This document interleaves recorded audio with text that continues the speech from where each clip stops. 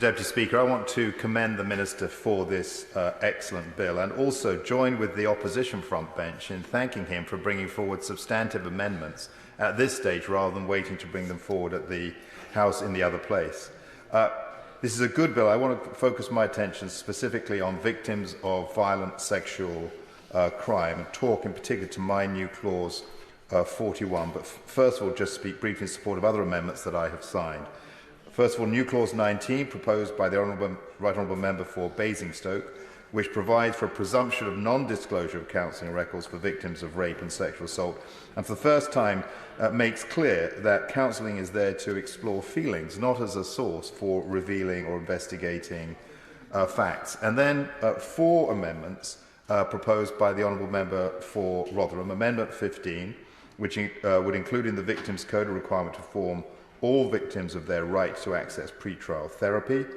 New clause 4, which places a new statutory duty on the parole board to enable victims to make a personal statement.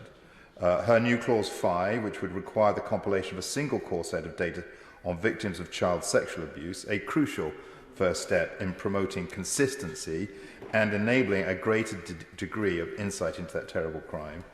New clause 6, which places a requirement on the Secretary of State to assess the adequacy of the number of independent domestic violence and sexual violence advisors. I don't normally support amendments that look for a report in 6 months, but in this case, this is really warranted to help give us here in Parliament confidence that the right priority is being afforded to such victims.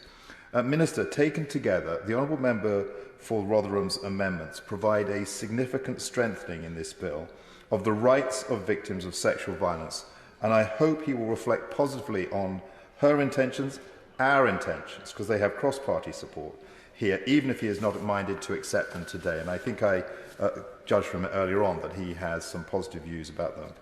I hope that extends also to my new clause 41, which would for the first time across the UK provide for independent legal advice and representation for victims of rape and sexual assault. This new clause builds on the findings for the scheme trialled in Northumbria under the leadership of their Police and Crime Commissioners Dame Vera Baird and Kim McGuinness, which demonstrated that there was a significant proportion of requests for information for rape complainants' private data that were excessive, and that those excessive requests had a significant impact on victims' well-being, and that the legal guidance on these matters was not clearly understood, which led to wide variations in their approach. I believe a national version of this scheme, which can be created at reasonable cost to the taxpayer, will provide for greater confidence for victims as they go through what can be a highly intrusive, painful evidence-gathering process. There are international examples. This path has been trod by others. There is guidance for it in Australia, in New South Wales, in other states, in Ireland, across, I think, in total, maybe 8 or 14 of the adversarial legal systems. And I would very strongly urge the Minister that he looks at ways in which this can be put into the bill. Now, under my proposal, access to the independent legal advice would be provided to victims in 6 specified situations, so we're not creating an open door or difference that would occur in other cases. And the reason why this is important is that decisions about how credible the victim is deemed to be are often what drive the decision to continue with a criminal case or not. And that isn't the case, Mr. Deputy Speaker, in many other sources of crime. A national scheme to provide victims of rape and sexual assault with independent legal advice and representation will ensure that victims' rights are respected where their interests diverge from those of the police, the CPS and other criminal agencies.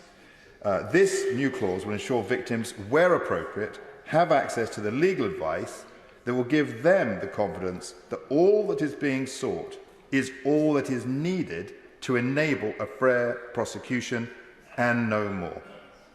Mr. Deputy Speaker, new clause 41 will provide a mechanism for accessibility and improve the quality, efficiency and consistency of investigations, and I hope the Minister will look positively on this initiative.